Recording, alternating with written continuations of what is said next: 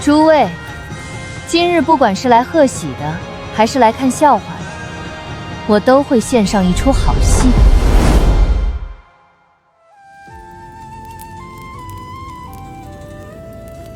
一拜天地。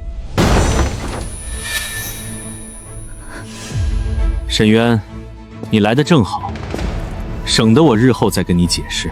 萧炎，我替你镇守北境3年，你就这样对我？明日就是陛下给你我赐婚的日子，凤冠霞帔，8台花轿，风风光光，一样不少。但今夜这场拜堂是给如梅的，正妻之名分得留给她。你说什么？如梅怀了我的孩子，萧家的香火不能没有名分。所以，我等了这么久，就等来一个有名无实的空壳。京城之中无人知晓今夜之事，你依然是人人羡艳的永定侯夫人。况且，你跟了我12年，树敌无数，除了我，怕是也没人要你了。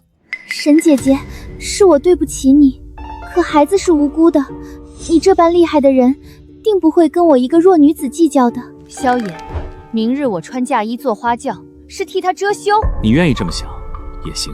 阿渊乖，回去歇着吧，明日的体面我一样不会少你。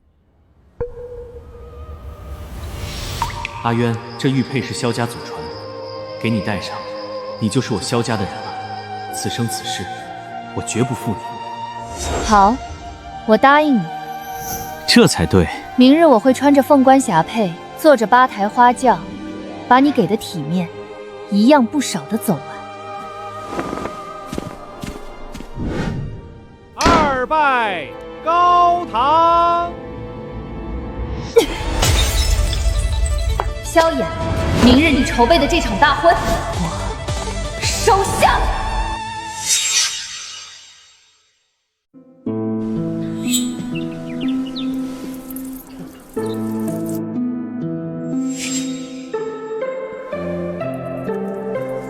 小姐，昨夜的事我都听说了，您真的还要嫁吗？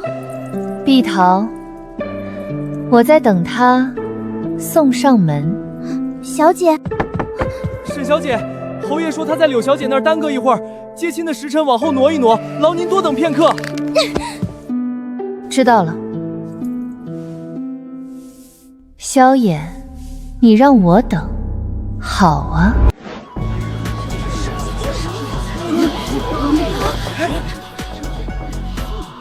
已经过了半个时辰了，侯爷再不来，吉时就真误了。急什么？当年沈渊在北境多威风啊，杀人不眨眼的女罗刹，如今终于要嫁给侯爷了，等等又怎样？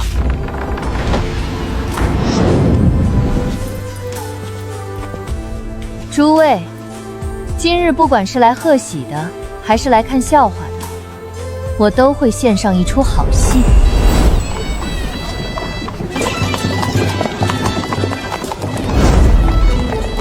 阿衍，你迟了这么久，沈渊照样乖乖等着，真是志气有方啊！可不是嘛，那头有温香软玉的柳姑娘伺候着，这头又有沈渊死心塌地等着。阿衍这福气，满京城找不出第二个。那是，昨夜我把话都说明白了，名分给如梅，体面给她。沈渊识大体，这种委屈，他受得了。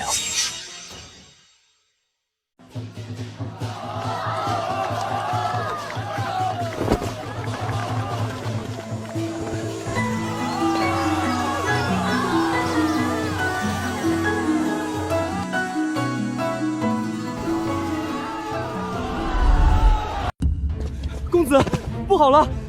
柳小姐突然腹痛昏倒，大夫还没赶到。什么？柳家上下都慌了神。柳小姐醒来第一句话就是喊您过去，说了什么？说是怕这胎保不住了。孩子不能有事。阿衍，这场大婚全京城的人都看着呢，你要是现在走，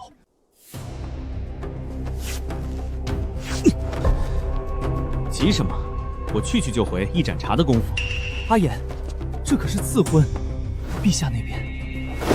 只要我不放话，没人敢把这件事告诉陛下，更何况我萧家的香火，难道不是天大的事？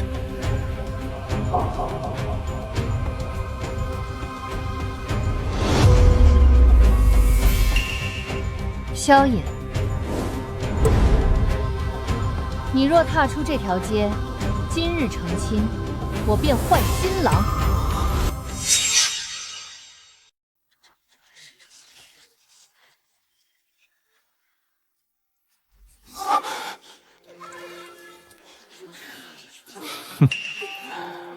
你说什么？沈渊，你跟我12年，京城谁不知道你是我萧炎的未婚妻？何况这还是陛下圣旨赐婚，你上哪换？这满京城又有谁敢接？当然，你要真有这个本事，找到第二个敢娶你的，我自然会退位让贤。好了，别闹了，我知道你一直期待这场大婚，乖乖等我一会儿，我去便了。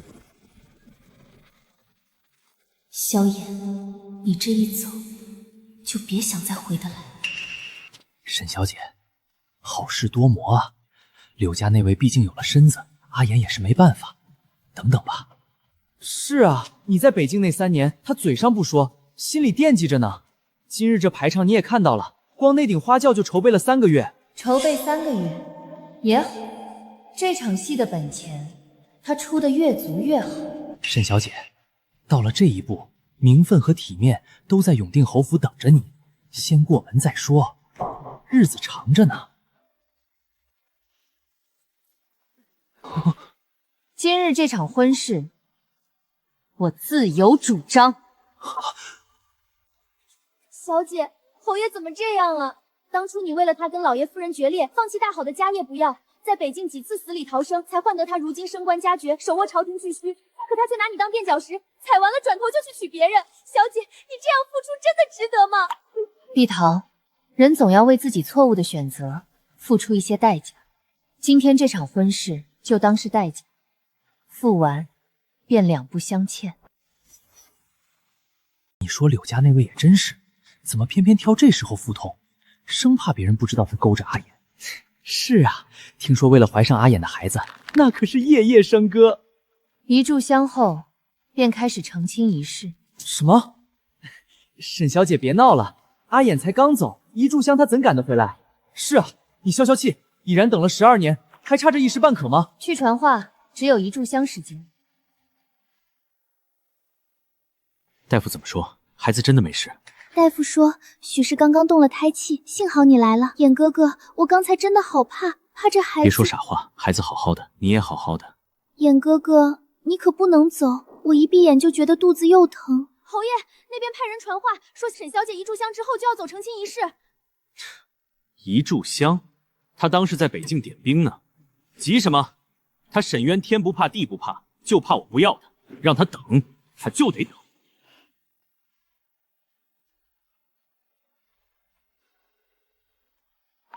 我替萧燕守北境3年，帮他在朝堂铺路掌权，换来的是他跟别人拜天地，夜夜笙歌，如今连孩子都有。那时我以为他朝中事多，才回信越来越多，原来不是忙，是怀里有别人了。萧衍从来都没打算骗我，他只是不在乎我知道，不在乎我疼不痛。我等了他12年。在北境等他来信，在京城等他回头，等到最后全成了笑话。沈小姐，阿言肯定是在路上耽搁了。一炷香时间到，该来的人终于来。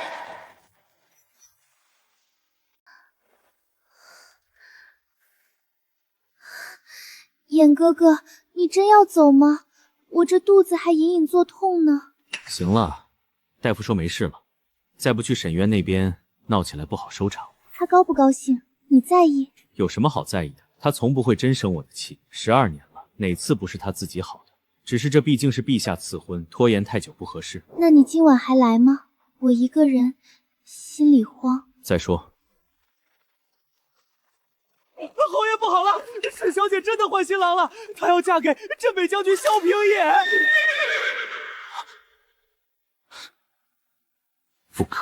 这场大婚我足足筹备了3个月，花轿是重工打造，百里红妆更是从城东铺到城西。他沈渊高兴还来不及，怎么会放弃跟我成亲？再说萧平野那个野种，也配？他是我爹的私生子，连族谱都没入，狗都不如的东西。沈渊在北境跟他共事3年，几次被害的差点没命，他恨得咬牙，又怎么会嫁给他？编这种谎话，不如先打听打听萧平野是什么东西。侯爷，这是陈昭公子要我交给你的，他说你看了就明白了。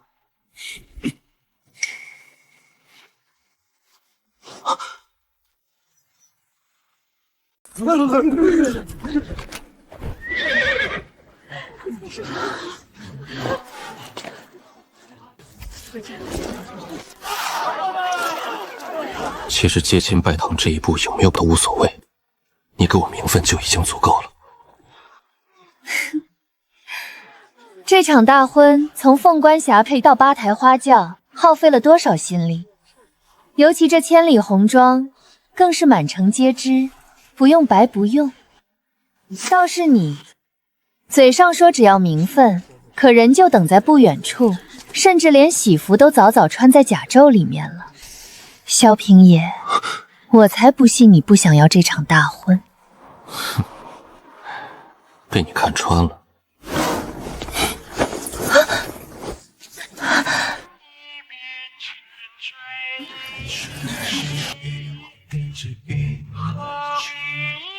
镇北将军竟然真的来抢亲了！那不就是萧侯爷的庶弟吗？沈渊，今日之后，你可不能反悔了。你会让我反悔吗？起轿！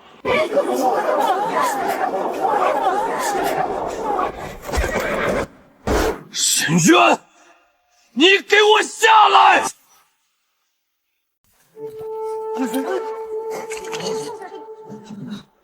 阿野，还好你看到那东西赶来了，再晚一步，这亲就真让你的野种弟弟接走了。今次沈氏嫡女与萧家之子缔结良缘，则即日完婚。圣旨上写的不是我的名字。是啊，陛下赐婚，赐的是我沈渊与萧家子。你萧衍是萧家子，萧平野也是。沈渊，你疯够了没有？你知道他什么身份吗？一个连族谱都没入的野种，也配接陛下的赐婚，跟我抢亲？而且你在北境3年，跟他势如水火，恨他都来不及，现在却说要嫁给他，当着全城的面演这一出，是想让我吃醋，还是想让全城看你笑话？别被他玩弄了，还觉得自己赢了。沈渊，你若现在下来，今日之事我就当没发生过，依旧娶你做侯府主母。演。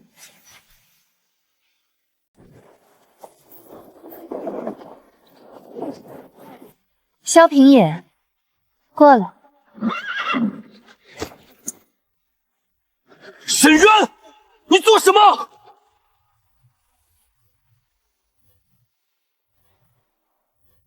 为你写几页诗，几行誓言，几个长夜，几次相约，你的转身让我有失眠。沈渊，你知不知道这一刻我等了多少年？萧平野，你放开他！来人，把挡路的狗给我拉走！你算什么东西？沈渊，我不许你跟他走！起轿！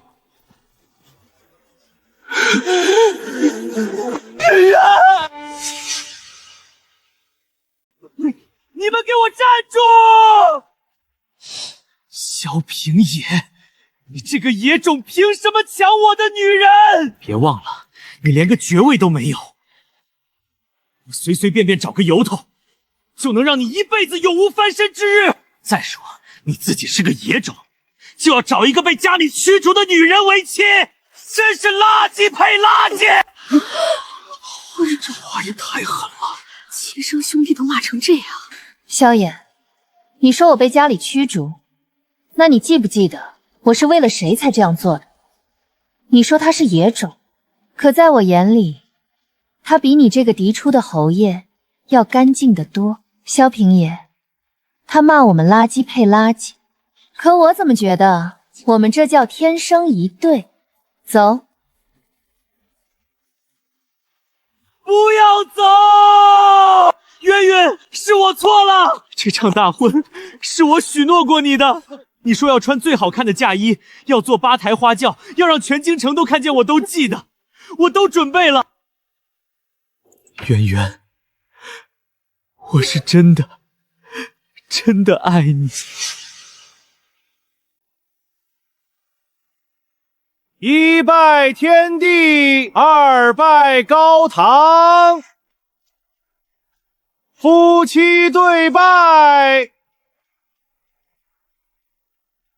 礼成。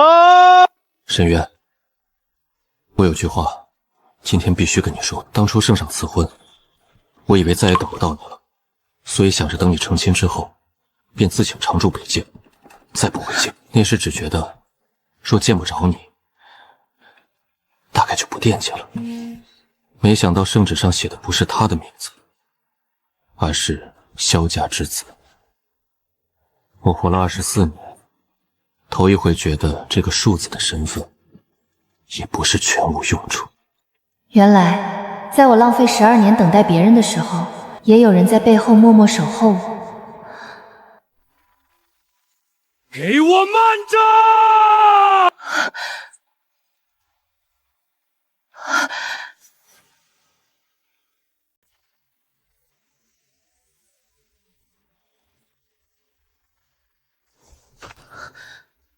这花轿、凤冠霞帔和百里红妆，全都是我筹备的。你们占用我的一切诚心，问过我了吗？你的一切？赐婚的圣旨是我求来的，置办嫁衣的银子是内务府拨的，这桩亲事跟你半点关系没有。不过你也确实功不可没，替我们的大婚当了3个月的监工。日后我会在陛下面前给你美言2句。沈渊，沈渊，你也太没良心了！阿衍事无巨细的盯着，就为了给你一场风风光光的大婚，你却拿他当免费的长工。就是阿衍屈尊给你操持婚礼，那是疼你，你倒好，转头嫁给别人。他屈尊，那我在北境替他带兵打仗又算什么？我在战场上流的血，受的伤，他又拿什么还？渊渊，这些年你替我做了很多事，我心里都记着。今天是我错了，可我不是赶回来了吗？况且你觉得萧平也是什么好东西吗？他一个私生子被我打压多年，始终怀恨在心，如今不过是把你当做报复我的工具罢了。渊渊，你相信我，我不会再抛下你了。我们回去重新开始，好不好？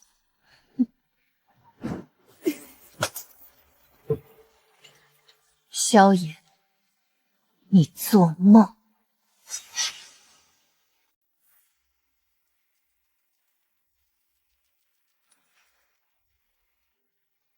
阿衍，要不先走吧？这赐婚是陛下恩准的，再闹下去便是抗旨了。沈渊，我是说过名分给他，体面给你，可你为何连一丝机会都不给我？这婚书我不认！昨夜柳如梅穿着嫁衣等我，可我脑子里全是你。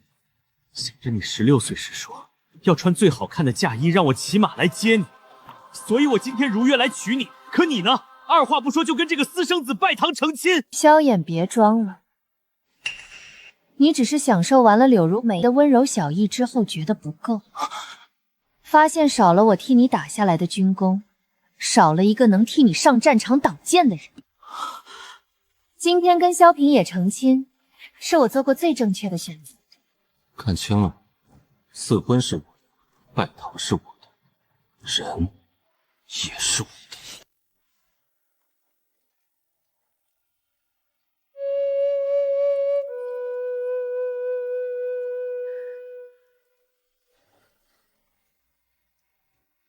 重不重？萧平野，今天的事，谢谢你。不用谢，我知道你选我是为救急，并非心里真的有我。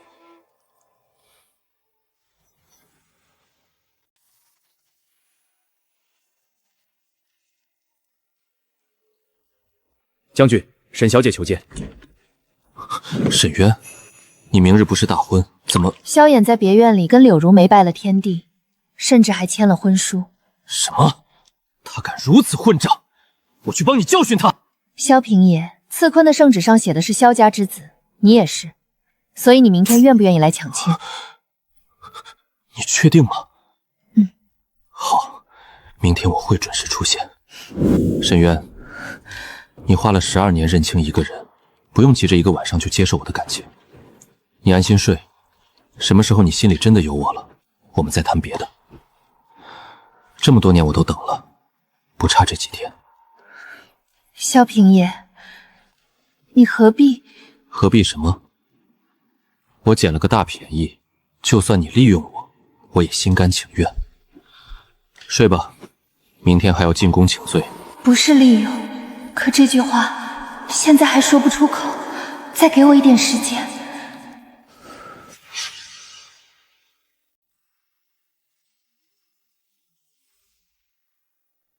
有意思，当初你点名要嫁给萧衍，朕便在赐婚圣旨上写了萧家之子4个字，没想到能闹出这么大一出戏。哼，沈家丫头，谁允许你这么解读朕的圣旨？臣女知罪，只是后来发现萧衍实非良人，臣女不得已才换亲。朕没有怪你。只是好奇，你怎么就选中萧平野了？北境那边的奏报常说你们不和。回陛下，臣女与萧平野军中义士的确寸步不让，排兵布阵更是针锋相对。可是，在战场上，不让才是最大的敬重。战场之外，我们从未有半分急于。陛下，这桩婚事做不得数，一切筹备都是臣做的。凭什么他萧平也坐享其成？萧衍，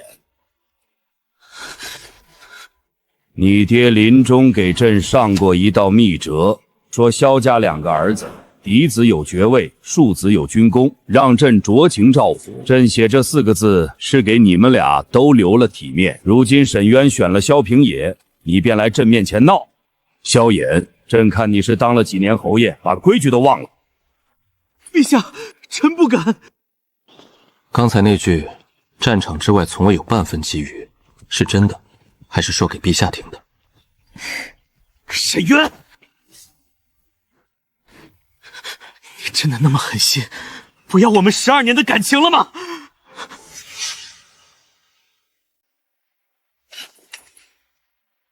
萧衍，当初我在北境险些战死的时候，你在哪里？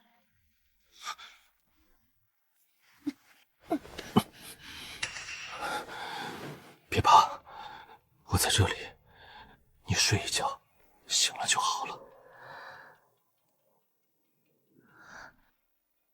那天我给你写了一封信，告诉你一切安好，归期未定，你却只回了我3个字：知道。我等了你12年，想着你总会看见我，后来我才发现，你根本从来不在意我的等待。既然如此，就别假装深情。萧衍，以后别再来纠缠我的夫人。世人都觉得我选择萧平野是乱来，可只有我知道，北境3年，萧平野之于我的分量。末将沈渊，奉命调任北境军副将，参见主帅。沈副将，你先跟着赵恒熟悉防务，1个月后再独自带兵。北敌前锋上月犯边，连掠3座村子。末将想即刻带500精兵突袭敌营，断其粮道。驳回，你初到北境，不熟悉地形和敌情，去了就是送死。将军是信不过末将的本事，我信不过你对北境的一无所知。出去吧。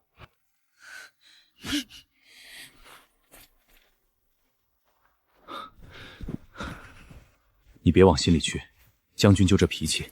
不过北境这几年没丢过1寸土地，全靠他。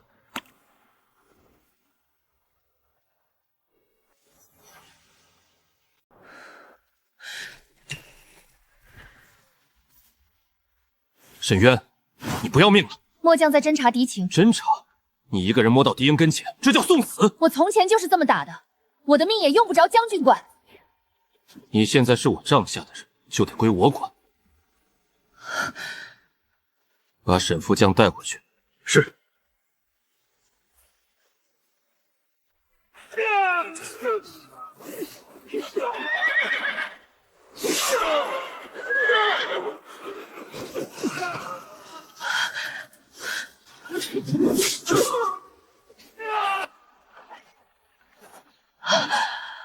萧平野！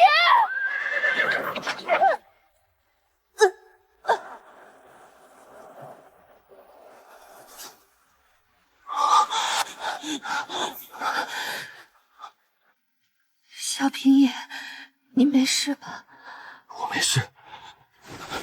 军医，传军医！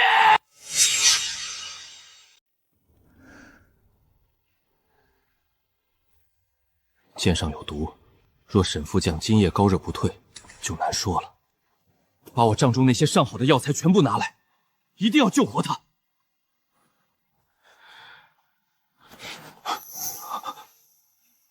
我来。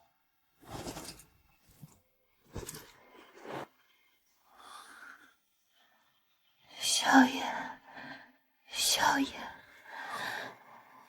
我没受伤，你别担心。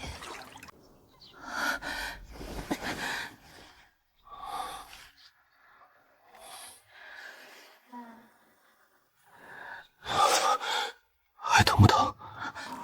不疼了，多谢将军。下次再遇到险况不用管我，伤在我身上总比你好的快些。沈渊，不要乱想，萧衍还在京城等你。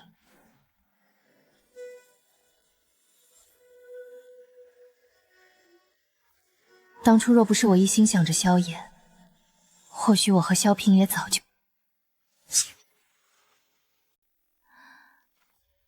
小姐，您这2日都没怎么吃东西。侯爷呢？侯爷从宫里回来就谁也不见，陈公子去了几次都被轰出来了。他被陛下驳了面子，心里不痛快，就连我的门也不登了。说到底，就是因为沈渊嫁了萧平野，衍哥哥一出门就能听见别人议论那场大婚，怎么能忘得了？若是他彻底消失就好了。小姐，你想做什么？替我更衣。沈渊让我等了这么久，都没等到正妻的名分，绝不能让他过得太舒坦。这位小姐没有拜服，不能擅入。我是永定侯的人，你算什么东西，也敢拦我？这将军府倒也气派，可惜是个野种的宅子。柳小姐不请自来，有事？也没什么大事，就是听说沈姐姐当街换嫁，特来道贺。唉，衍哥哥筹备了3个月的大婚，最后便宜了别人，我真是替他不值。不过也是，他堂堂永定侯，总不能娶一个在北京跟男人同吃同住的女人。柳小姐倒是没跟谁同吃同住，可至今也没见你进侯府的门。你这肚子一天比一天大，永定侯怎么连个日子都不肯？自然比不上姐姐。你在北境跟萧平野朝夕相处，说不定早就暗度陈仓了，才能一回来就换嫁成亲吧。你胡说什么？小姐在北京是带兵打仗。一个女人在男人堆里只是打仗，谁信？也就萧平野那样的野种不挑食。沈渊，我知道你恨我抢了衍哥哥，可他与我欢好之时，你不也混迹在男人堆里吗？你们行龌龊苟且之事，还有脸与我相比？你住口！刘小姐，这里不是永定侯府，你在我的宅子里打我的人，是想试试北境军法的滋味。我打他又怎么样？我肚子里怀着萧家骨肉，你不能动我！萧家的骨肉跟我有什么关系？你怀的是谁的孩子，就去谁的府上撒野。来人，送他出去，以后没有夫人的同意，任何人不准入府。萧平言，她一个没爹没娘的孤女，也就你还把她当个宝。他打到你了吗？没有，你来的正好。下次这种人直接轰出去，不用跟他废话。你在北境一个人能打10个，回京城怎么开始忍气吞声？这不是有你护着吗？这话是你说的。什么？你说我会护着，那我以后就接着护，护一辈子。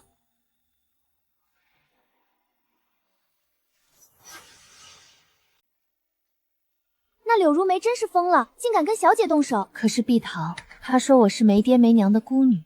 小姐，您别听她胡说，老爷和夫人都还在呢。是啊，我明明有爹娘，可当年却为了替萧燕去北境而闹到决裂，从此无家可归。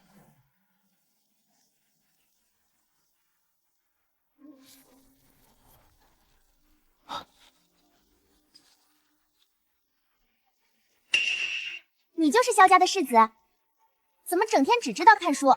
家父管教甚严，不敢荒废学业。姑娘是？我是隔壁沈家的，听说你从不出来跟大家一起玩，我来看看是不是真的。我不太擅长骑射、蹴鞠那些。看出来了，下次我从城外猎了野兔，送你一只。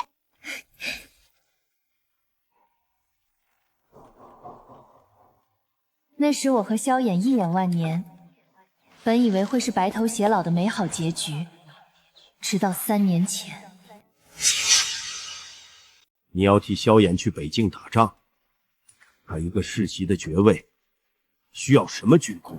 爹，朝中都说他靠祖荫无功，有名无实，我要用军功让他站稳脚跟。那也该是他自己去，凭什么让你替他出生入死？因为女儿这辈子认定他。今天踏出这个门，就别再回来。爹，娘，女儿不孝。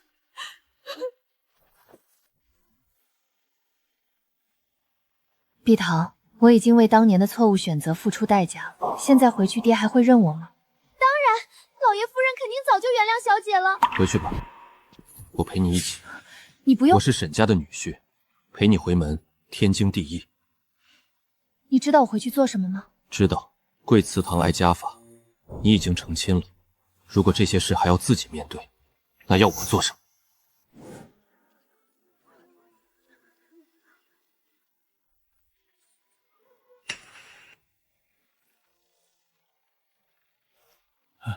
大小姐，您怎么来了？老爷说不见您。劳您给我爹娘带句话，如果不见我，我就跪地不起。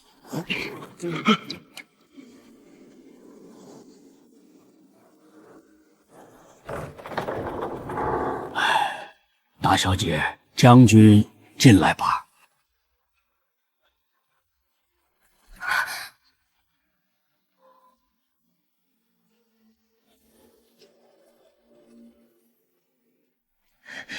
爹娘，女儿回来了。当年你为了萧衍跟我断绝父女关系，哼，如今被萧衍气了，又想起你还有个爹。平野，3年前你赴北境，说会以性命担保护渊儿周全，你做到了。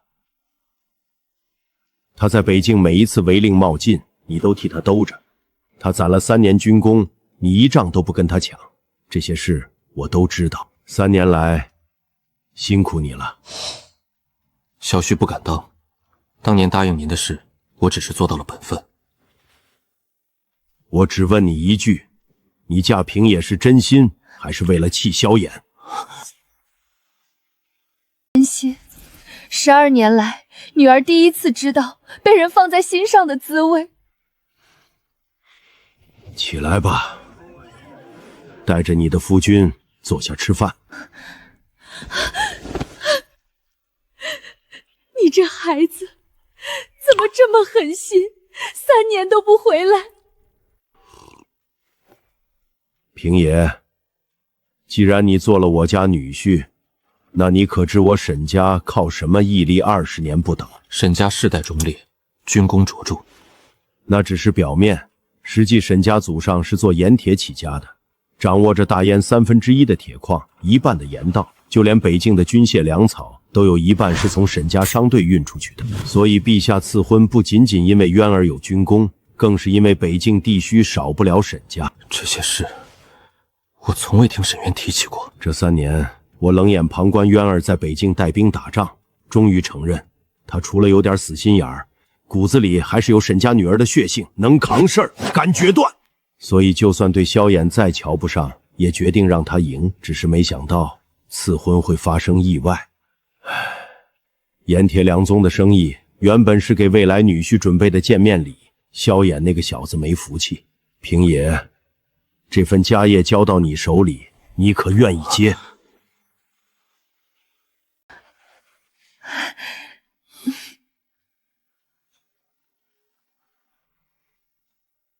都听我夫人的。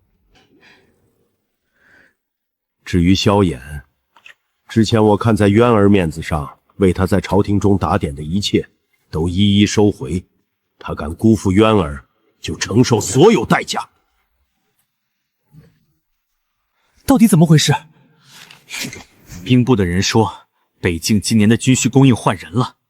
之前有人匿名替北境筹措粮草军械，走的都是我的账，如今全转到萧平野那边去了。什么？这些年替你打点军需的，不是柳家的人？我一直以为是朝中哪个想巴结侯府的人办的，可问过几次，都没人认。当时一想着军需能捞到的银两太多，就默默接受了，根本没有细究。如今倒好，这些货全转到了萧平野名下，那个野种凭什么？这人3年来分文不取的替你供军费，却又不肯认，恐怕不是想巴结你。什么意思？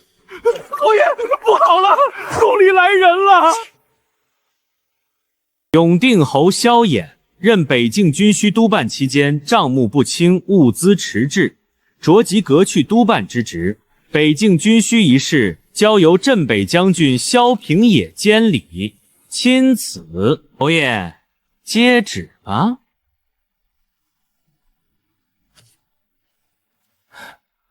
阿言，北境督办这个位置，我稳坐3年，为什么会突然有人查我的账？从前都是睁一只眼闭一只眼。当初沈渊为我挣军功，京城有人替我供军需，满朝谁不给我萧衍3分面子？如今他一走，全变了。当初你勾引我睡觉，说柳家的门路能帮我坐稳侯府爵位，可如今我被革了职，你爹连个屁都不敢放。我也不知道，衍哥哥，我爹已经尽力了。阿衍，他肚子里还怀着孩子。你爹不是自称朝中人脉无数吗？怎么连个督办的差事都保不住？一步错，步步错。我为了借着柳家的势力往上爬，辜负了沈渊12年的真心。可如今满盘皆毁。出发吧，路上小心，有什么变故随时来信。是。听说萧衍的军需督办之职被革了。岳父清算了他的账，交给陛下，陛下便交给我监理。他大概恨得咬牙。北境的将士在前线拼命，军需不能再攥在一个只知道捞油水的人手里。所以你在北京不只盯着我，还防着他。盯着你是怕你出事，防着他是怕你白打3年仗。将军，盐铁烧会的几位东家送了帖子来，想请您和夫人明日赴宴。夫人，商会那帮人精不好应付，你给我撑腰。好啊，从前在北境给你当副将，如今在京城还得给你当副将。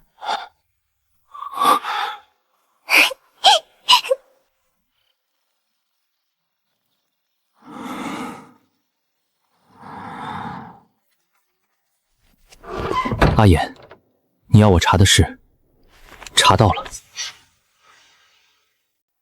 帮你匿名处理军需的人是沈家，他们祖上做盐铁起家，富可敌国。北境的军械粮草，这些年有一半是沈家商队运出去的。而且3年前你出袭爵位，朝中有人联名上书说你靠祖荫无功，替你挡下那道折子的也是沈家人。沈渊当初觉得你被人诋毁受了委屈，才非要去北境打仗替你撑腰。3年来，我沾沾自喜，觉得自己人脉够硬，原来一直都是沈渊在帮我，不仅帮我挣军功，还用沈家的关系帮我处理军需。还有，沈渊和萧平野看似水火不容，全是因为3年前沈老将军拜托萧平野在北境照顾沈渊，不让他在战场乱来。原来是这样，都怪我从不关心沈渊，怪我自以为是，所以如今才什么都没了。渊渊，我真的知道错了。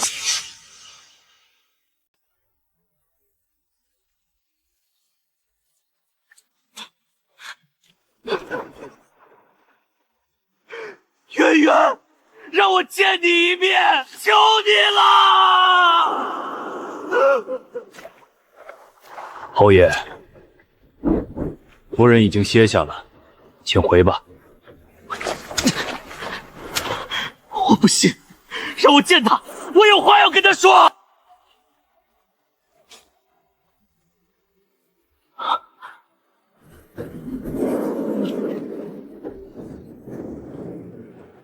夫人，将军，萧侯爷在大门外跪了1个时辰了，怎么劝都不走。不见。是。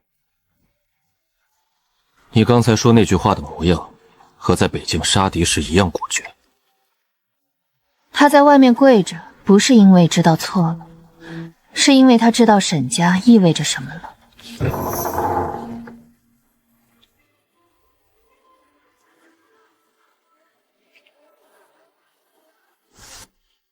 夫人，萧侯爷走了，留下这个。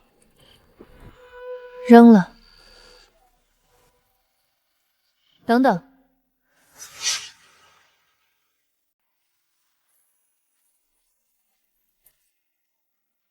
我自己扔。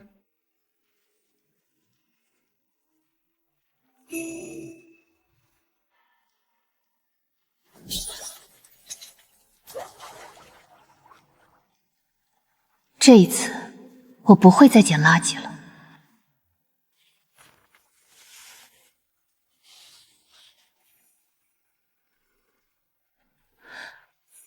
这是桂花蜜。你昨天说入秋了想吃点甜的。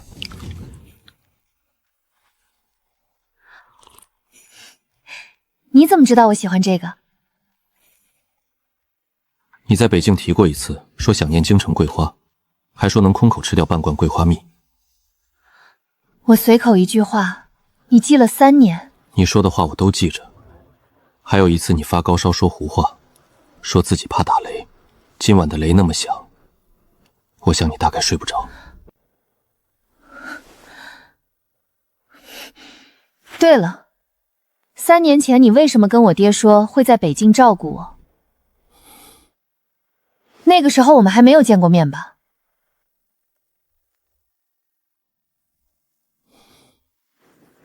其实早就见过，不止一次。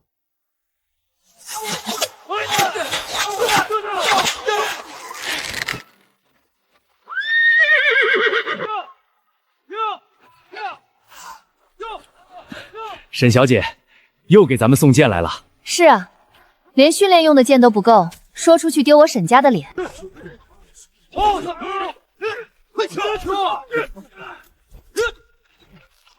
这把弓弦松了，谁调的？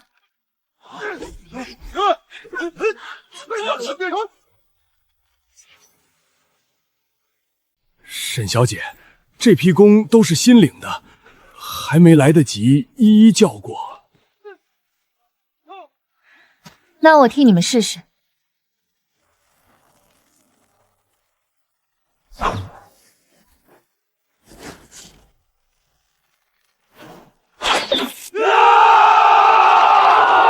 沈小姐这剑法，不去考武举可惜了。我练剑又不是为了功名，全凭我自己喜欢。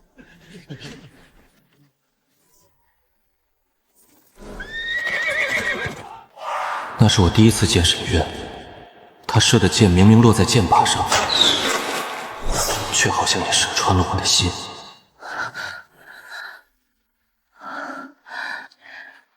原来那么早我们就遇见了。后来我还见过你很多次，长街窄巷、朝廷宫宴，每一次你都笑意盈盈。那为什么不来认识我？其实我试过，只是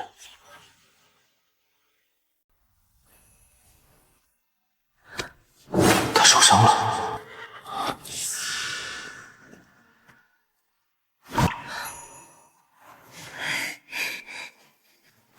你怎么来了？我就擦破点皮，不疼。那天你也在。那时我才知道你已经有了喜欢的人，可凭什么是萧炎？他什么都有，侯府嫡子的身份，世袭的爵位，还有你对他笑。可他看见你受伤了，却不闻不问。那天之后，我以为我们没机会再见了。直到你要去北境时，你爹找到了我。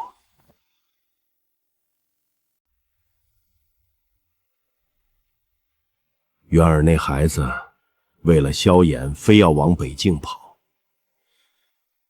唉，我跟他娘怎么劝都不听，那地方苦寒，刀剑又不长眼，她一个姑娘家。平野，你在北境替我看着点她，别让她冒进犯错，受了伤也别硬扛。沈将军放心，末将以性命担保，绝不让她有事。我就这一个女儿，拜托了。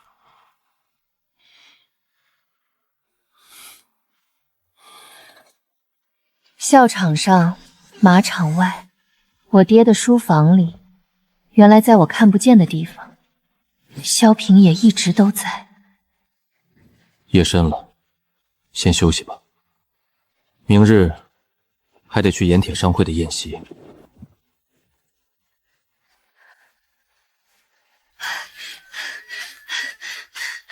等一下，怎么了？我腿有点疼，坐太久了。你牵我回卧房。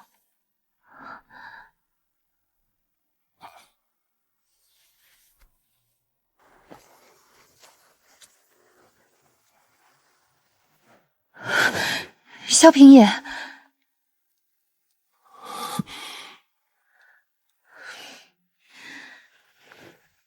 今晚别睡那儿了。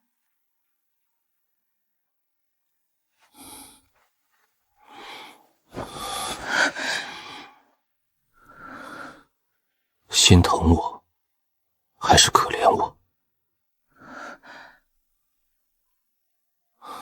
没关系，不管是什么，只要是你的感情，我都接受。是心疼还是可怜？其实我也分不清。但是萧平野，今晚我只想离你近一点。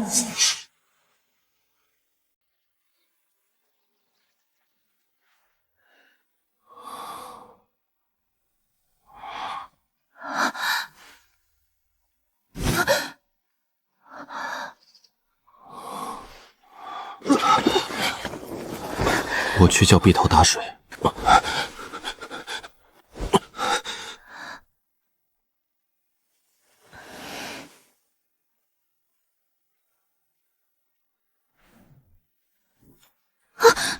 小姐、姑爷，你们俩今天怎么怪怪的？没事。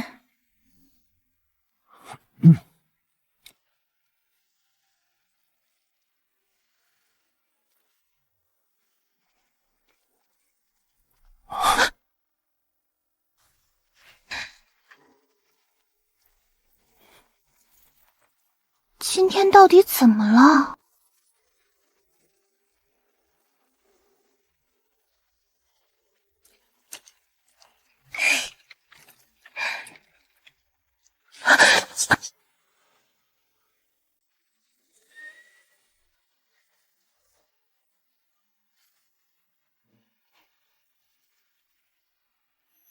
萧将军年少有为，沈夫人又是沈家嫡女，二位接手北境之需，我等往后可要多仰仗了。赵东家客气，北境之需讲究的是货真价实，按期交付，只要诸位按规矩办事就行。盐铁商会的宴席怎么也不请我？好歹北境军需我也经手了3年，北境之需1年几十万两银子，交给一个只会舞刀弄枪的人，在座诸位东家真能放心。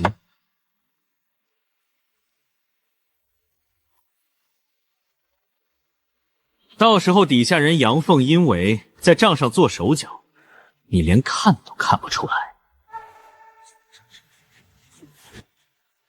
我守了北境多年，军需好坏一用便知。铁料淬火后脆不脆，军粮受潮后能不能吃，这些根本不需要看账本。若有人觉得我萧平也好糊弄，尽管试试。萧将军这话实在，货好不好，用的人才最有发言权。你们还真是被他唬得团团转，他这个野种！萧衍，你今天来参加宴席，我拦不了，但要是挑事，我的脾气你清楚。你倒是护得起。盐铁行的水多深，你比我清楚，就这么放心交给他？对，我和我爹都信得过他。阿渊，盐铁商行最大的掌权人是沈家，这么多年你从未和我说过。如果早告诉我，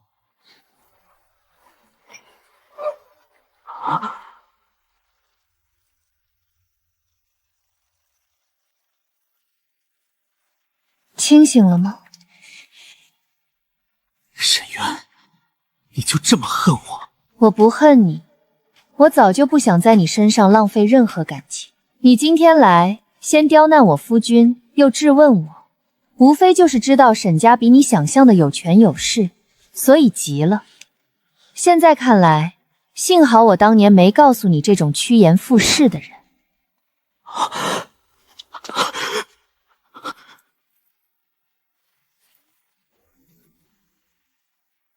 现在你可以滚出去了吗？阿衍，再闹下去就真收不了场了，走吧。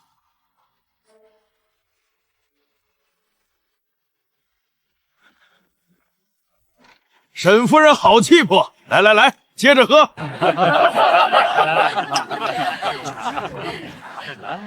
多谢夫人护着，往后这满京城，怕是没人敢欺负我了。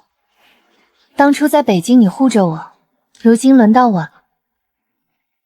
沈夫人今日替咱们盐铁行挣了风声，老夫佩服。这一杯敬夫人。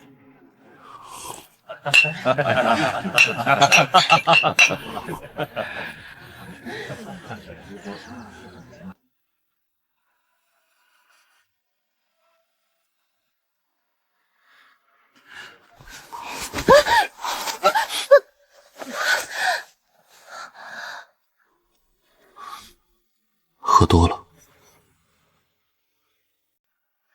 没有，我很清醒，是踏板歪了。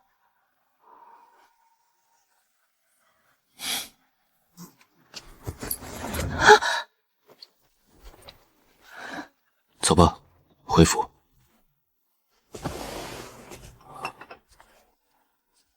头疼不疼？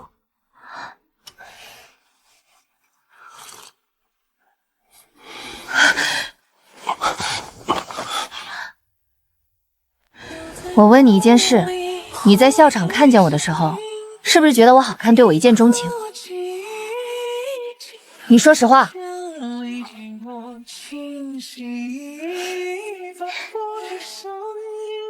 那你怎么不早点过来？你在新兵堆里站着，我压根没看见你，白长这么高了，身子好结实。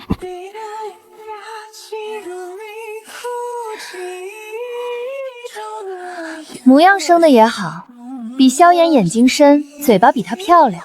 我当年真是瞎了。萧平野，你长成这样躺在我的床上，实在是考验我。你还那么守规矩，每天都不碰我。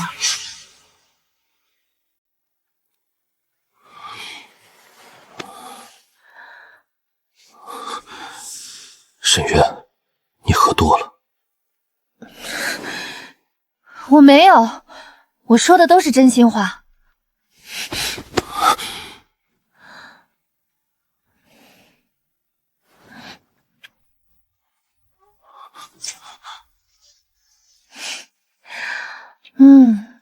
跟我想的一样软。萧平野，以后换我对你好。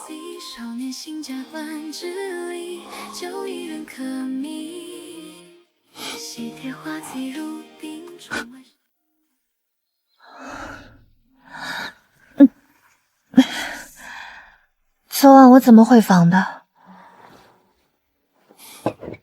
我抱的。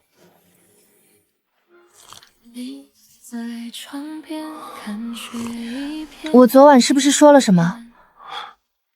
你不记得了？我就记得你把我从马车上抱下来，后面就全忘了。你什么也没说，一直睡到现在。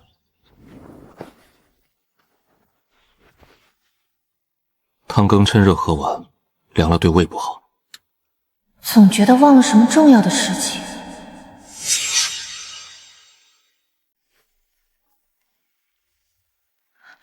我昨晚到底说了什么？你说你当年瞎了。小姐，姑爷这话是什么意思？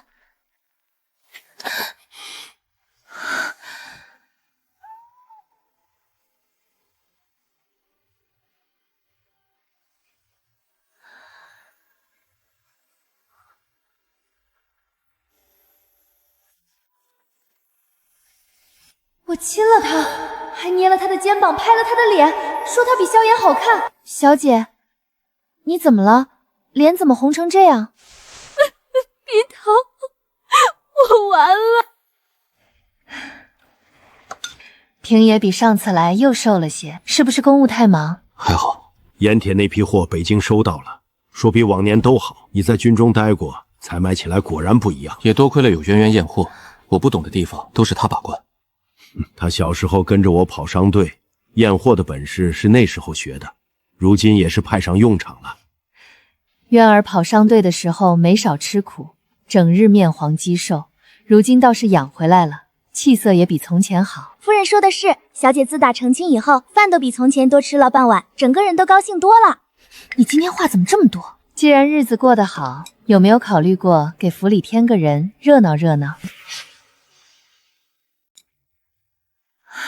娘，你说什么呢？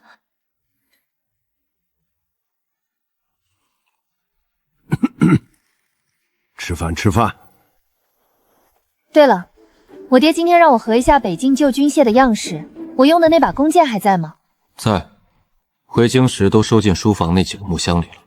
那我去找找。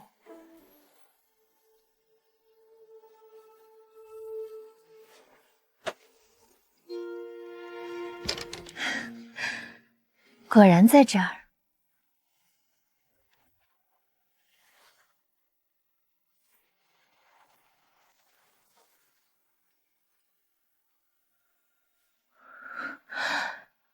这是我。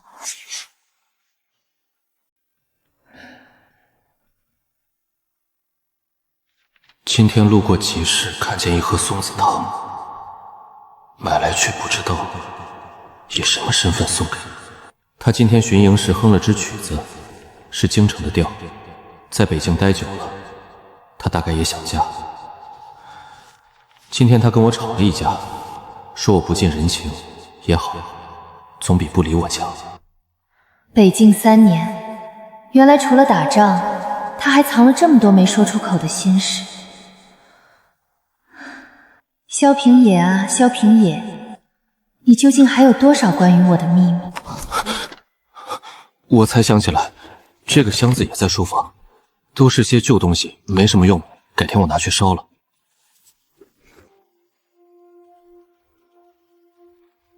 没什么用。吵架也好，总比不理我强。你看到了就看到了，北境那几年，不能说有忍不住想就写下来了。画之前坏了好几张，就剩这一张。本来以为你要嫁人，就想留个念想。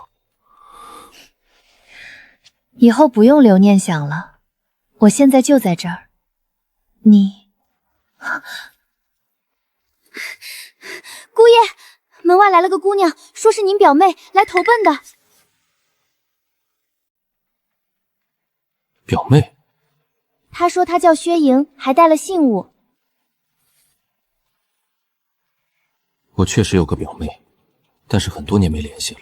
先去看看吧，别让人在门口等着。哼。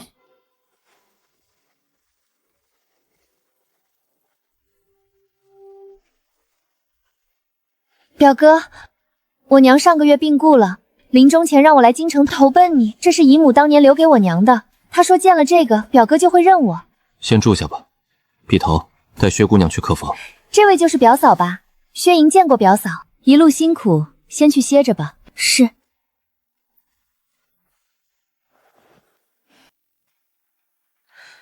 这个眼神，不是看表哥该有的。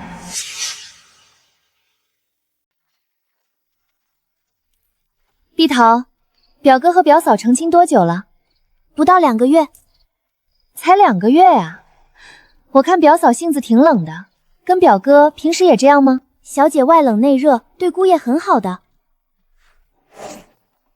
之前盐铁商会上有人刁难姑爷，小姐直接站起来护着他。是吗？那挺好的。表哥以前连萧家族谱都没入，谁能想到如今能当上镇北将军？我娘以前就说表哥早晚会出人头地，只可惜没等到亲眼看见。只是这府里什么都好，唯独冷清了些。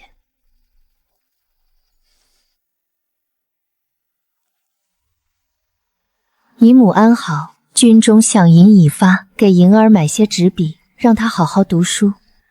表哥，你为什么不能只对我一个人好呢？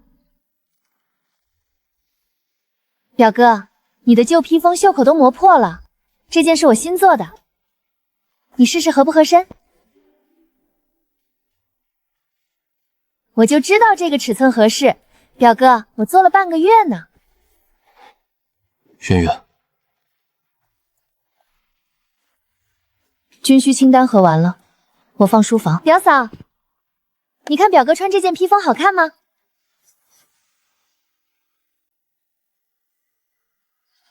好看。一件披风做了半个月，我却什么都没有为萧平野做过。小姐，这么晚了怎么还没睡？教我纳鞋底。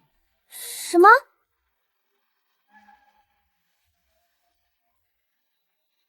这鞋是给姑爷做的，算一算时间，姑爷生辰确实快到了。从哪儿下针？纳鞋底要先打孔，用针锥扎透了再穿针，不然针会断。握了10几年刀都没被刃口伤过几次，一根绣花针倒把我扎得满手是血。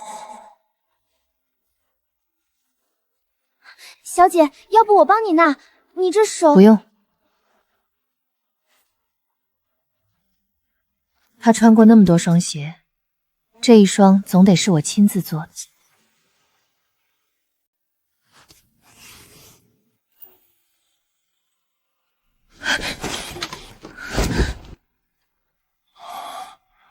怎么还不睡？就睡了。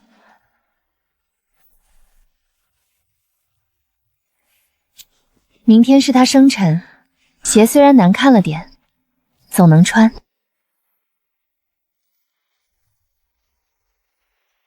表哥，今天是你的生辰，这是我照着你旧靴的尺寸做的，你试试。放那儿吧。他连尺寸都量好了，我这一双拿出去倒像是凑数的。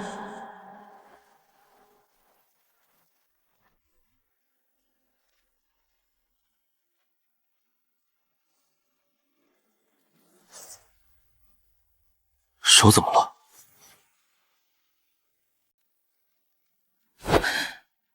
翻账本磨的。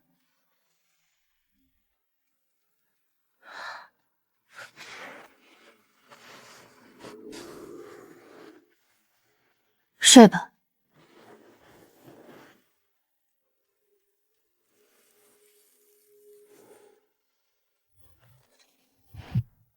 盐铁宴之后，都没人敢跟你做生意了。之前的12万两亏空，再还不上就要被封田产了。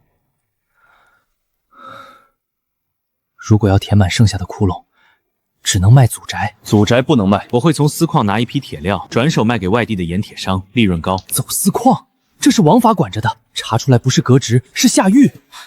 我身上已经有12万两的窟窿了，还有什么好怕的？严哥哥，我让人带了3回话，你一面都不肯见。我先出去。什么事？我的肚子越来越大了，你到底什么时候抬我进侯府？孩子我认，你生下来之后我会让他姓萧，入族谱，但是你，我不打算娶了。你说什么？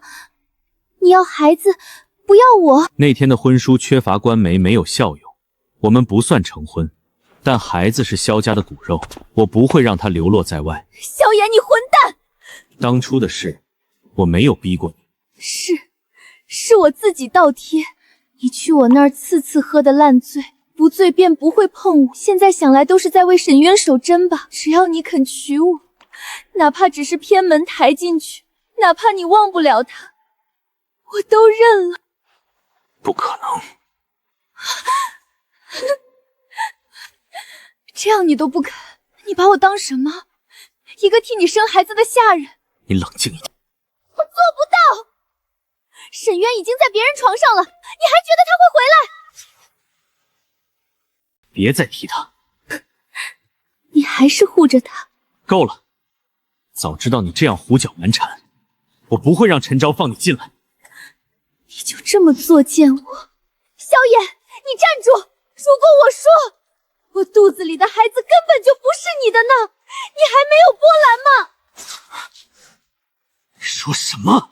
你清醒的时候总是不肯碰我，我没有办法就找了一个不认识的男人睡了一夜。我以为有了孩子，你早晚会把心收回来。你再说一遍。孩子不是你的，从头到尾都不是。我为了这个孩子，当着全城的面把沈渊扔在街上，甚至亲手把他推给萧平野，你现在却说孩子不是我的。我为了一个野种，把什么都毁了。你恨我吧，萧炎，恨至少比不在乎强。滚！什么都没了，官职、人脉、沈渊，就连孩子也不是我的。我以为自己有权有势，无所不能，原来一切都是假象和骗局。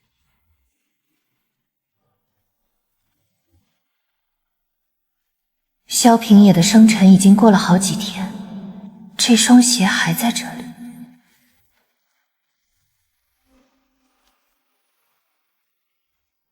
表嫂，我做了桂花糕，你尝尝。放那儿吧。表嫂，我听说你嫁给表哥只是权宜之计，心里放不下萧侯爷，他们说的是真的吗？你问我这些，想看我难堪？表嫂别误会，我只是觉得如果你心里有人，不如把这个将军夫人的位置让我来做。我表哥重情分，说到底他心里是有我的。我娘说，表哥需要一个知冷知热的人，而且我娘根本没死，她让我来就是要撮合我跟表哥。萧平也不忍心赶你，是他心善，但将军夫人这个位置你休息。桂花糕你端回去，我不吃甜的。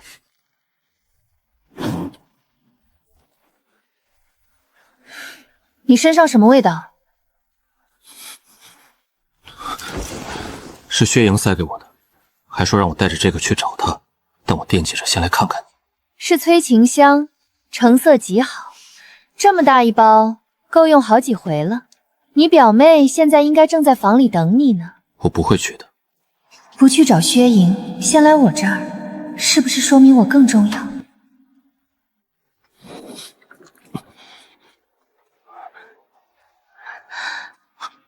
圆圆的脸怎么这么红？是也吸了这香吗？有点热，你这屋子从来不通风。烫，她全身都在发烫。你是不是也闻了不少？那你难受吗？难受。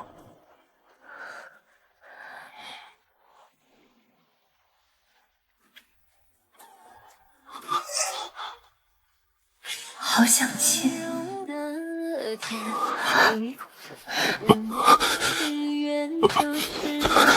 沈渊，你现在这样，明天醒了会后悔的。这个榆木脑袋都跟我在同一张床榻上睡了月余，却夜夜楚河汉剑，从不碰我。如今这催情香不用白，可我难受。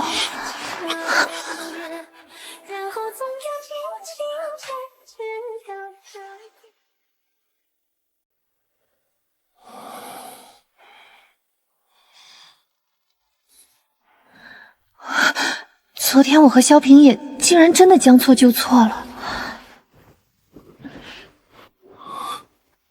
昨晚的事，我知道都是那个香的缘故。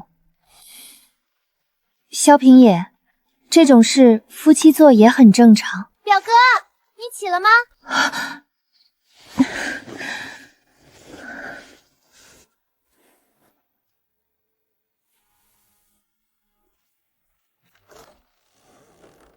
什么事？表哥，昨晚你为什么没来找我？我等了你很久。昨夜太累了，那我给你的香囊呢？扔了。表哥，那都是我的心意，你怎么……你们聊，我出去一趟。表哥，你到底明不明白我什么意思？薛莹，我心里只有沈渊。你要是想嫁人了，我会替你张罗，但别的没可能。你就这么在乎他？外面都说她嫁给你只是权宜之计，她心里根本没有你。她可能是，但我不是。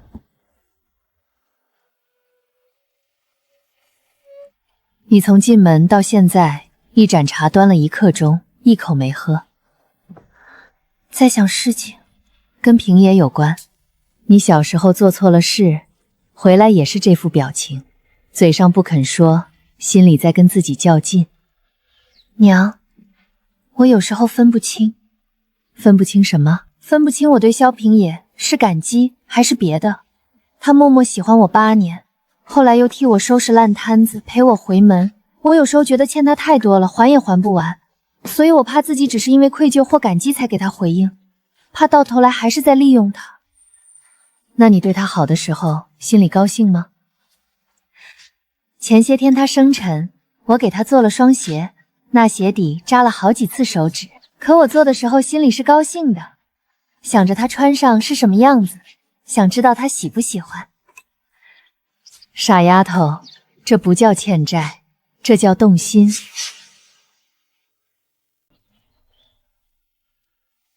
你当年为了萧衍跟家里决裂的时候，可不是这副瞻前顾后的样子，怎么如今碰到真正值得的人，反而不敢了？因为上一次我错了12年。你小时候学骑马，摔断胳膊，掉了3个月。我跟你爹说，别让女儿再骑马了。你爹说不行，摔了就得再上去，不然一辈子都会怕马。渊儿，人不能一朝被蛇咬，10年怕井绳。你要让平野也等你12年吗？娘，我明白了，我现在就回去跟萧平野说清楚。去吧。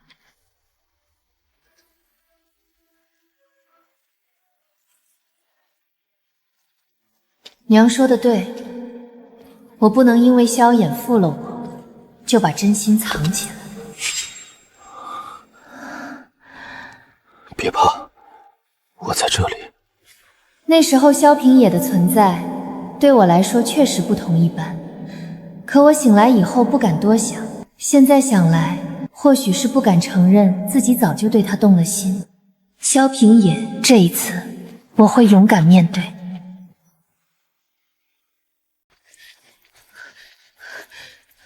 碧桃，将军呢？半个时辰前被兵部的人叫走了。不在啊。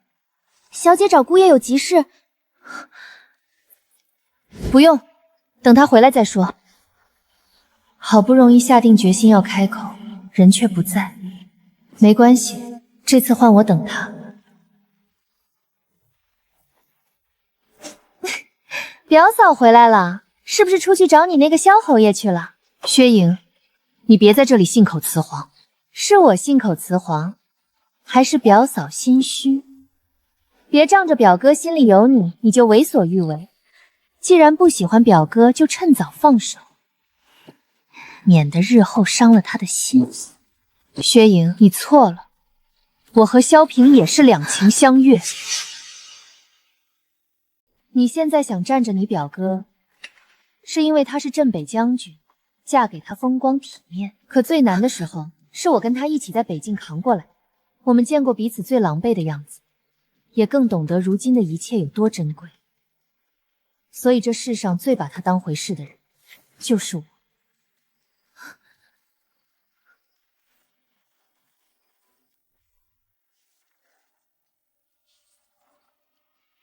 小姐，你这一夜翻了4遍了。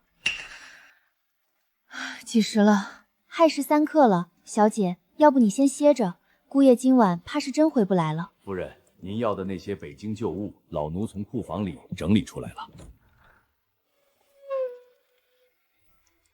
辛苦你了，下去歇着吧。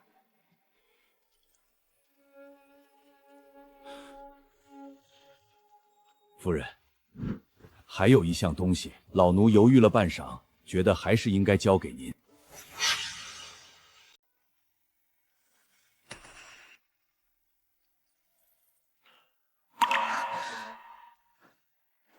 阿渊，这玉佩是萧家祖传，你戴上就是我萧家的人了。这是将军在北境时托全城最好的玉匠雕的。老奴当时多嘴问了一句，为什么要照着萧侯爷那块玉佩的样子来雕？将军没答，只让匠人刻了平安2个字，可不知为何却没送出去，一直压箱底。他不敢送，是因为我那时候心里装着别人。萧衍的玉佩刻着并蒂，是占有；他的刻着平安，是祈愿。这人比我想的还要傻。定是姑爷回来了。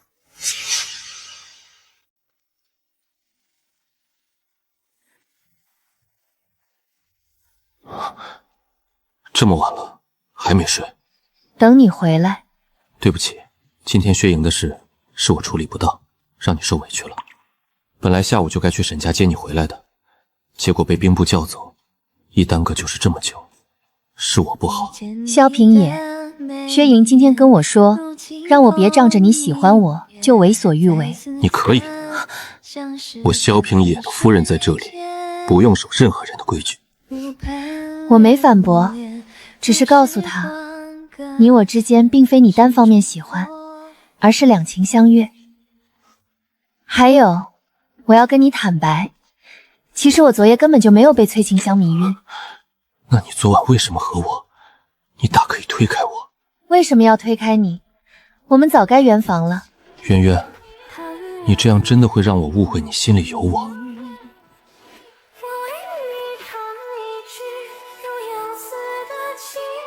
不是误会，这个就是我的答案。这是我给你准备的生辰礼，那天没好意思给你。我第一次做，针脚很粗糙，你穿不穿都行，我就是想……沈渊，我很喜欢，我只是没想到你有一天会给我亲手做礼物。你喜欢就好。你刚才说的两情相悦，是真的吗？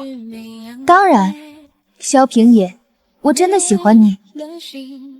沈渊，再说一遍。我喜欢你，这回听清楚了吗？我和你最天生一对。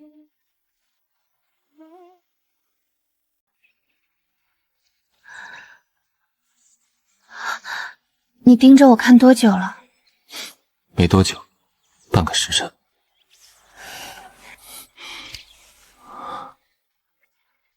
你今天不用去兵部，什么理由？告了半天假，昨夜处理公务太累。全京城都知道你萧将军就算再累也不会告假，这个理由，兵部的人信吗？不信也得信。我8年来头一回不想起床，他们管不着。既然告假了，那陪我去个地方。夫人想做什么？你一会儿就知道了。教场。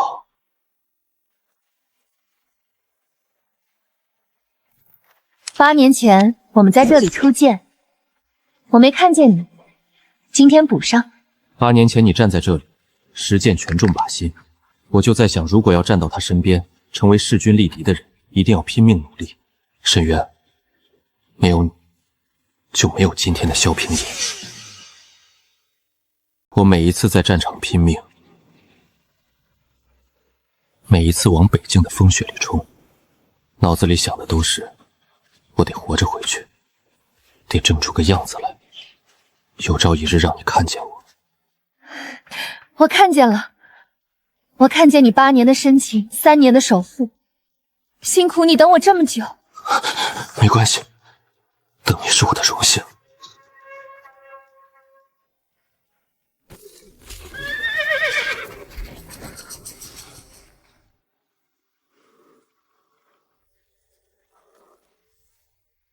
他已经很久没有这样对我笑过了。这个野种，他凭什么？圆圆，等我司矿的钱到手，填上亏空，把爵位稳住，到手我会重新把你夺回来。他萧平也能做到的，我能做10倍。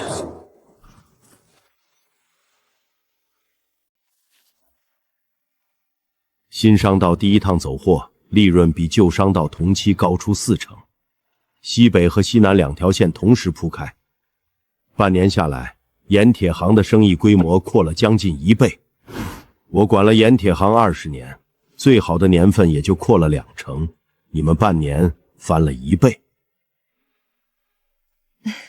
你爹这是在夸你们。是啊，渊儿管账，平野管人，你们俩一个主内一个主外，这摊子比我当年撑得大。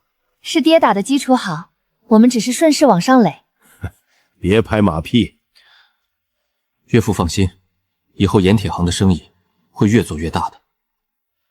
有你们在，我放心。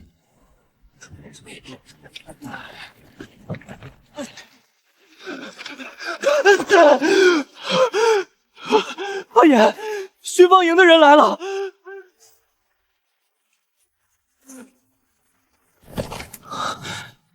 从后山走，快！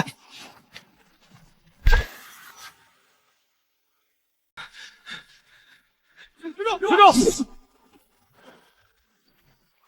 奉旨查抄私矿，所有人就地扣降。我看谁敢动！我是永定侯萧衍，你们有什么资格？永定侯，户部亏空的案子还在你头上挂着，你又私采铁矿，今天就是皇亲国戚来了，也得跟我们走。我采的是荒矿，不是官矿。有矿器才是荒矿，没矿器就是私采官矿。萧侯爷，你拿得出来吗？放开我！我为朝廷打理过北境军需，替陛下办过多少差事，你们凭什么抓我？萧侯爷，你这是要抗法？阿言，别冲动！拿下抗法具，不必手下留情。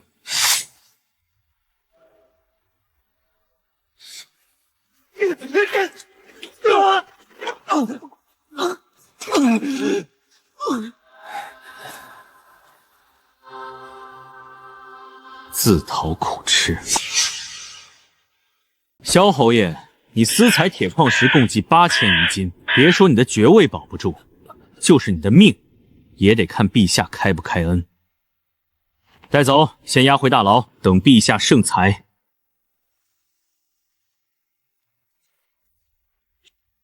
12万两亏空尚未补清，又私采铁矿，永定侯胆子不小。传朕旨意，永定侯萧燕革除世袭爵位，抄没全部家产，着刑部一律严办，不得徇私。陛下圣明。这萧侯爷当年不是威风的很吗？呸！贪了12万两，连见丈夫的粮饷都不敢上扣。恶犬有妻，罪有应得。当初把沈家姑娘扔街上，如今轮到她了。小姐，那不是萧侯爷吗？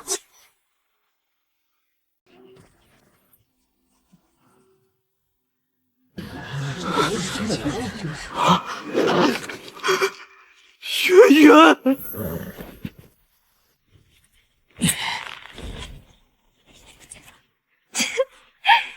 你在干什么？你怎么又翻墙？这马还没驯吧？你敢骑？你常常和我说城外多有趣，我想学会骑马，跟你一起去。白天被先生盯着读书没空，只能夜里偷偷练。缰绳不是这样握的。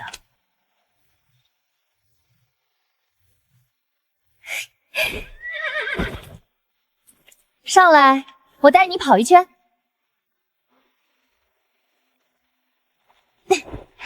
等你学会了，我们一起去城外骑马。后来我终于学会了骑马，却从来没有陪他去过城外。我忙着在官场上往上爬，变得利欲熏心，却弄丢了最重要的人。圆圆，你恨我吗？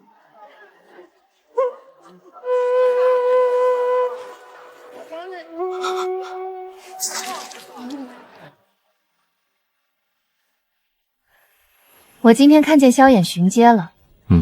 司矿的事，兵部和巡防营盯了不止一天。本想告诉你，又觉得不值当为他的事多费口舌。要是换作从前，我肯定会想尽办法为他脱罪。可今天我却毫无波澜，唯一的想法是什么？赶紧回家，拿新买的布料给你做衣服，深灰的做长服，玄色的给你做件大氅。上次你纳的那双鞋，我还没穿，不合适。是舍不得，怕穿坏了就没有了。你这双手是射箭打仗的手，不必非要碰针线，更不用困在后宅里。我希望你是自由的，像16岁我们初见时那样。你倒是好说话，换个人大概嫌我不够体贴。我要的是你，又不是请绣娘。对了，明天我会送薛莹离开府里，我查到他娘根本没有死。怎么想起去查薛莹了？他没有丧亲的悲伤，反而做催情香囊，实在不对劲。他之前和我坦白过，你姨母装死，就是为撮合你们。他当着你的面说的。还说你在乎他，让我把将军夫人的位置让出来。你怎么没告诉我？他说了几句不知天高地厚的话，我还要告状。可他让你心里不舒服了。没事，毕竟他那催情香也成全了我们。明天就送他走，车马和随行的嬷嬷都安排好了。以后我不会再让人在你面前乱说。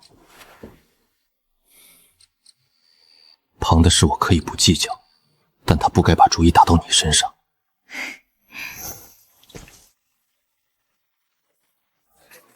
范仲香，说完赶紧走。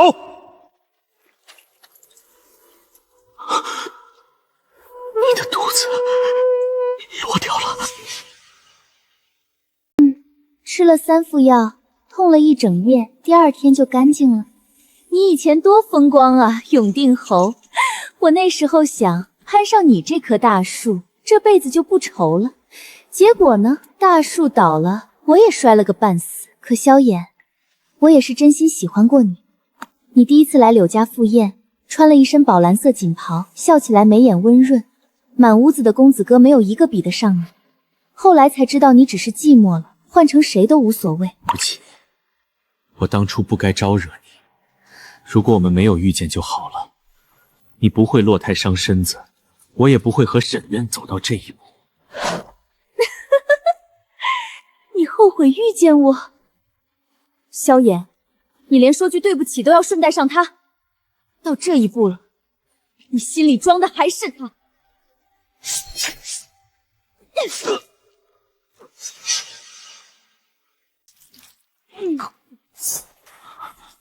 我恨你，恨你从来没有正眼看过我，连最后都在后悔遇见我。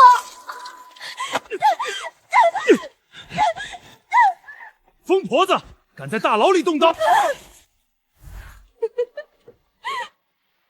这一刀是要你记住，萧炎，这世上不是只有沈渊一个人被你辜负过。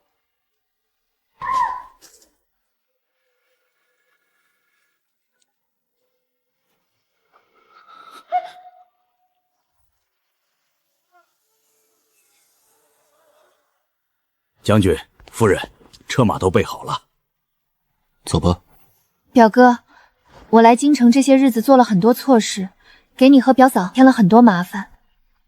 表嫂，对不起，我以为你和表哥只是表面夫妻，可后来才明白，你们之间根本没有别人插得进去的余地。没事，回去好好过日子。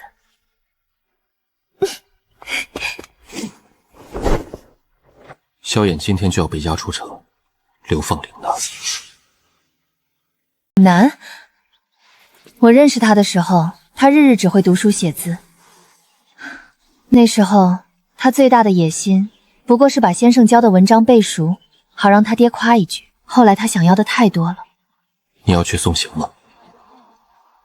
会有人送他的，但不是我。写够了，该上路了。官爷，我来给他送点东西，就说几句话。陈章，我以为你不会来了。装了几件衣裳，还有点银子。岭南那地方瘴气重，你给自己弄点药，伤口别烂了。陈章，你说我走到今天这步，是不是罪有应得？是，你干的那些事儿一件比一件混账。潘军虚、养外史、私采铁矿，哪一桩冤枉你了？我记得你14岁跟我说，要好好读书，将来做个对朝廷有用的人。18岁和沈渊定情，拉着我喝了半宿的酒，说这辈子就他了。我也说不清你从什么时候变了，可能是你成了学尉之后，官场上那些人恭维你、攀附你，让你尝到了权力的滋味。也可能是沈渊给你的助力太多，反而让你得意忘形，一切终究物是人非了。我知道，是我走错路了。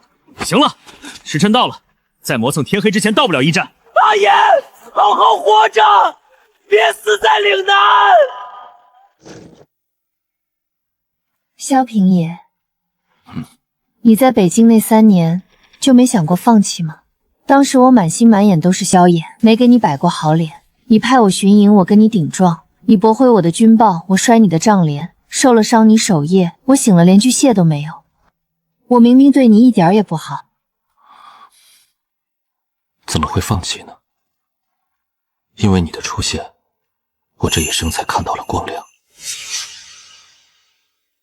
我娘是丫鬟，老侯爷醉酒才有了我。小时候不懂事，跑到前院去玩，被萧炎母亲看见，让我跪在廊下，当着一屋子下人的面说：“看清楚，这个野种往后不许踏进正院一步。”那年我7岁。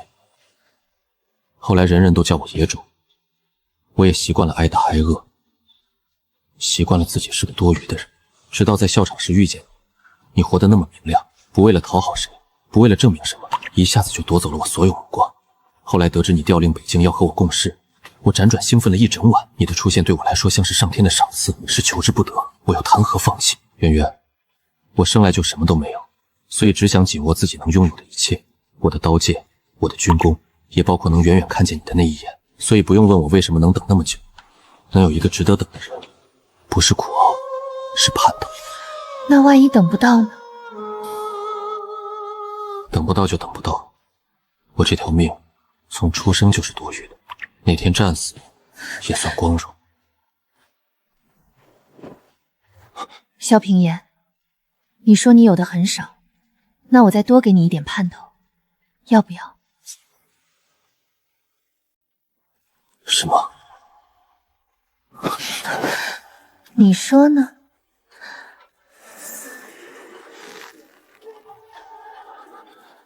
沈渊，你不必因为方才那些话就……你觉得我是因为可怜你？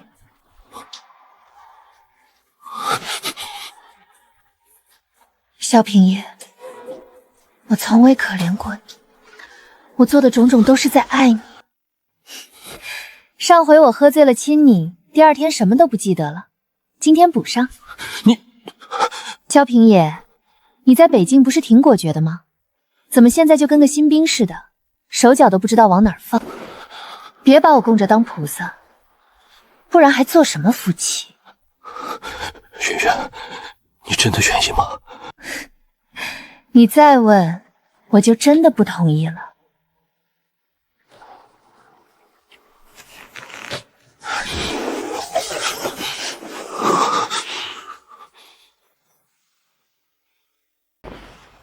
圆圆，这不是补那次醉酒，是我们的新婚夜。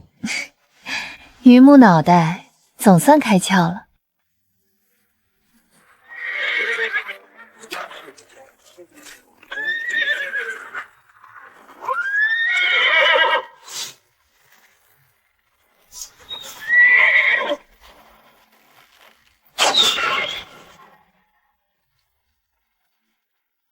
一头野猪，萧将军今日手慢了。不是手慢，是追你追得太紧，没顾上看别处。那下回你别追我，追猎物去。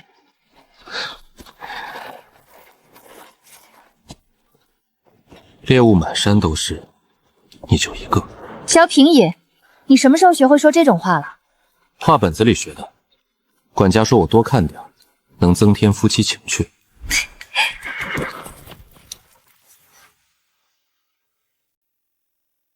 夫妻俩双双拔头筹，春猎这么多年，还是头一回见。沈家丫头，真不愧是将门之女，没给你爹丢脸。陛下过奖，臣女不过是学了家父一点皮毛。皮毛？你爹当年在猎场上连中10把，满朝武将没一个不服气的。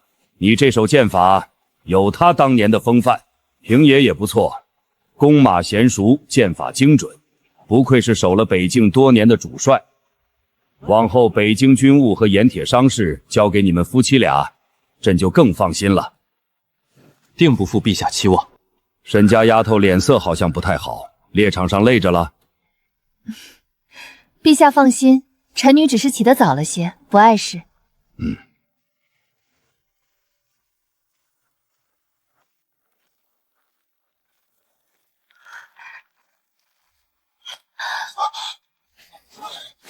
圆圆，肚子突然好疼。传太医，快去传太医！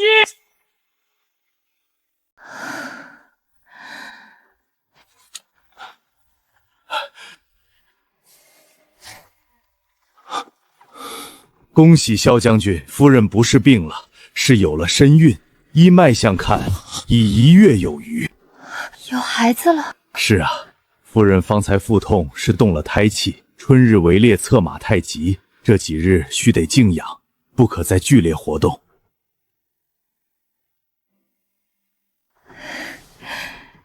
萧平野，你要当爹了。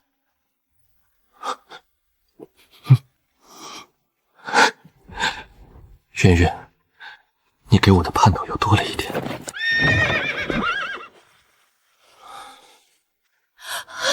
渊儿，听说你猎场上晕过去了，娘这颗心都要跳出来了。娘，我没事，是有喜了。真的？真的？这么说，我要当外祖母了。好，好。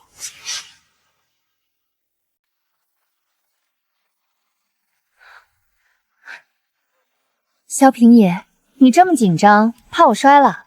怕。你是镇北将军，守了北京那么多年，刀光剑影都不怕，现在连我走路都怕。不一样，你比我的命重要。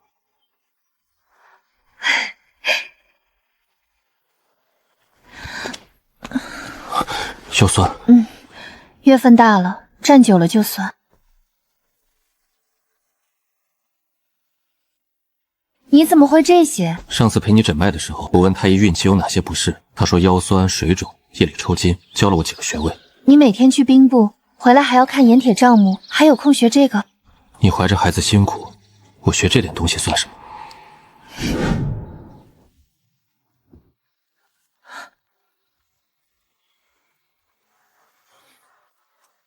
你给我做的羹汤，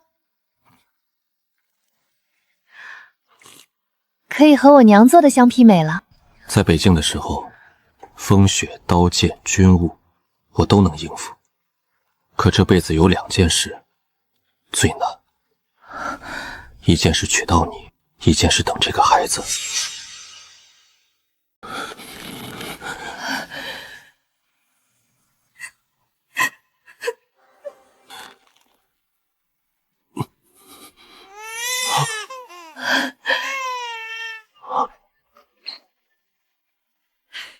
恭喜将军，是个小少爷，母子平安。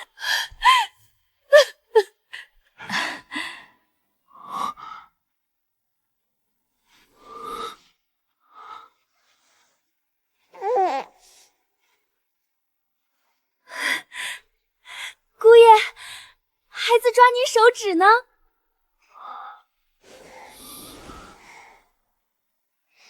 萧恒。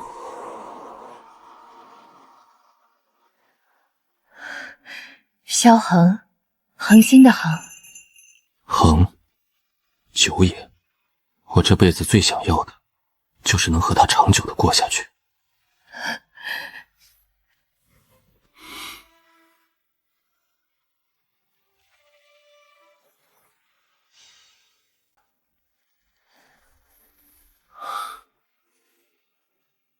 萧平野，我给你生了个小将军。圆圆，辛苦你了。不辛苦，你看，他长得多好。圆圆，我这辈子所有的好东西，都是你给的。从今往后，我守着你们母子。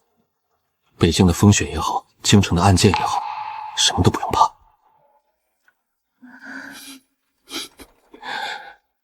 圆圆，谢谢你给我一个家。以后年年岁岁，我和孩子都在。我也要谢谢你等了我那么久。不久，等到了就不算久。